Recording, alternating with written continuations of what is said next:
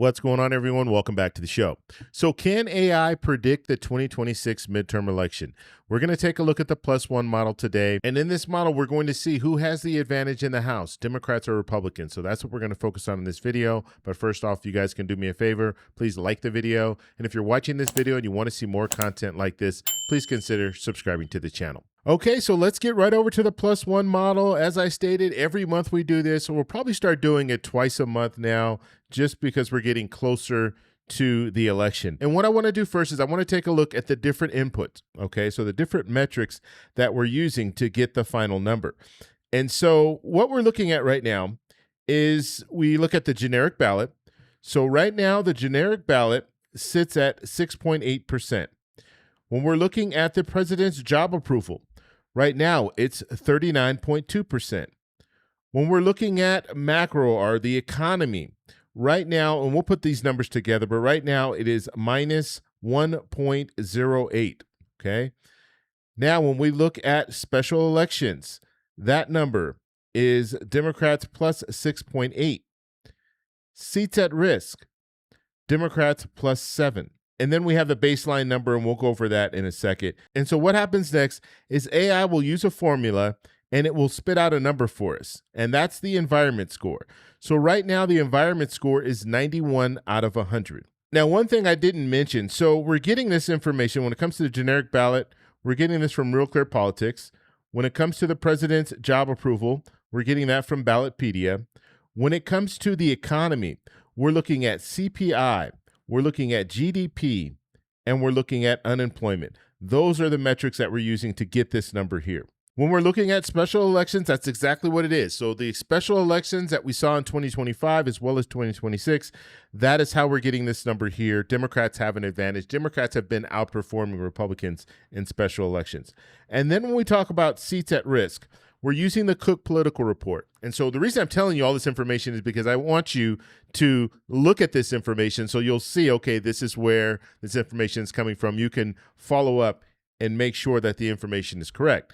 So the Cook Political Report, when we look at the Cook Political Report, we're looking at the seats that are considered toss-ups. We're looking at all of those seats. Do Democrats have more seats that are considered toss-ups, or do Republicans have more seats that are considered toss-ups? And that's how we get this number here, Democrats plus 7. So in essence, if Republicans have more seats at risk and they're in that toss-up category, that means they're vulnerable. They could lose more seats than Democrats in that toss-up category. Okay, so that's how we get the information. Now, what I want to show you is the final number. So when we're looking at the environment score, as we stated, it's 91 out of 100. That's a strong sign for Democrats, okay? Looking at the probability, and also understand, we are factoring in redistricting. That's very important because before I wasn't factoring in redistricting, but we do have to look at that because that's very important when it comes to Republicans right now. It looks like they might be able to gain some seats just as a result of redistricting. And so we have to put that in there. So right now it's showing the range, Democrats plus 17 to Democrats plus 27. And so this is the most likely outcome. But if we're looking at a blue wave, the scenario could look like this. Democrats plus 28 to Democrats plus 38. And you remember back in 2018, Democrats netted 40 seats. They netted 40 seats in November, and then they had a special election after that. They netted one more seat. So a total of 41 seats Democrats were able to net in 2028 in that midterm election. And if redistricting wasn't in play, then we could see very similar numbers. But with redistricting, we're looking at Republicans could gain, and this is on a good night for Republicans, they could gain between 8 and 10 seats. Okay, so what has changed? So what's changed since August 6th? Because that's the last time that I ran the numbers. Now, I didn't do a video on August 6th because I wanted to wait until after the CPI numbers came in. And so that's why I waited a little bit. But this is what's changed. And so the generic ballot went from Democrats plus 7 to Democrats plus 6.8. So it went down a little bit. Generic ballot's going to go up and down. It's going to continue to go up and down. Approval. So the president's job approval, it was at 39.1%. It's now at 39.2%. When it comes to the economy, and this is not right, so it should be CPI was at 3.5%. Now CPI is at 3.4%. Okay, so it's changed a little bit. It went down just slightly. When we're talking about special elections, that has stayed pretty much the same because we don't have that many special elections right now. We're looking at primary elections and things like that, but we're not looking at a lot of special elections. Okay, redistricting, as I stated, Republicans have an advantage between 8 and 10. Now, that has gone down. This is very important. It's gone down, according to the Cook Political Report, it's gone down to Republicans +5. Okay, and that also, we don't know exactly how that will play out because you have states like Texas where Republicans in Texas, they thought they would be able to pick up 5 seats. They did the redistricting, but now they could possibly pick up 3 seats, maybe 4 seats if they're lucky, but they're not going to pick up all the seats that they thought they would pick up.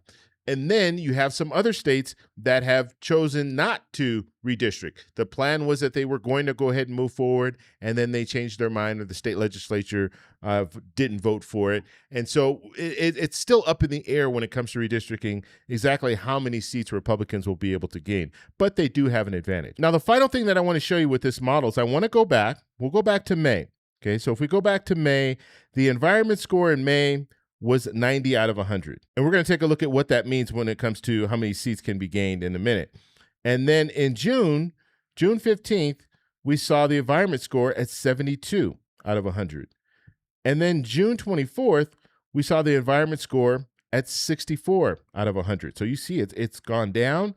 And then August 6th, we started seeing it creep back up. It was 82 out of 100. And then the current number, August 15th, we're looking at 91 out of 100. Now, what does this mean when it comes to the likely seats that Democrats could pick up? So back in May, remember, it was 90 out of 100. We're looking at Democrats between 20 and 29 seats. Now, one thing I want to mention too, and we'll just skip ahead. And so August 15th, we looked at the environment score of 91. In May, we looked at an environment score of 90. Well, 91 is higher than 90, but when you look at the seats that could be gained, it's Democrats +17 to 27. So why is that? Why do we see a change here? Actually, back in May, it was Democrats +20 to 29. They had a better chance of picking up more seats. But what we're looking at there is we're looking at the Cook Political Report showing us the seats that could be picked up by Democrats. Okay, we're looking realistically. Toss-ups, lean Democrat, lean Republican, these are all seats that are, we could see a shift. But if it's a strong Republican seat or if it's a strong Democratic seat, unless we see a huge wave, we're probably not going to see Democrats pick up these seats that are strong Republican seats. And so that's why the numbers that Democrats could gain in the House, that's why they kind of fluctuate. And we're not just looking at the environment score. The environment score is just a piece of this. Okay, so if we look at June 15th, you see Democrats between +10 to +23. June 24th, you see Democrats +7 to +20. August 6th, you see Democrats +8 to +20. And now you see Democrats at +17 to +27. Now, I know the next question you're going to be asking is, how many seats do Democrats need to gain in order to take back control of the Senate? That's easy. They only need to gain 3 seats. Now, understand you have Democrats at 215, Republicans at 220. You have some special elections that are still out there that need to happen. But this is the overall number here, 215 to 220. You need 218 seats to take control of the House. So that means if Democrats are at 215, they need to gain 3 seats, or at least net 3 seats. If they can net 3 seats, they'll take back control of the House.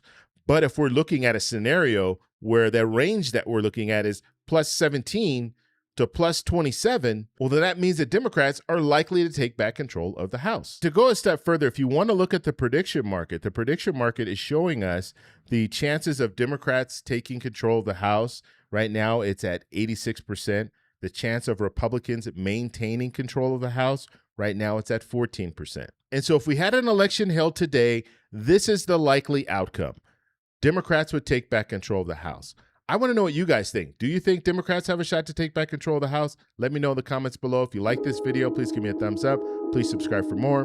And remember, stay informed, stay engaged, and I'll talk to you in the next one. Bye. So that's all we have for this video. Make sure if you guys want to send me an email, you can do that, david@thetecshow.com. Like the video, subscribe for more, and check out these videos over here for some more great content. Talk to you later. Bye.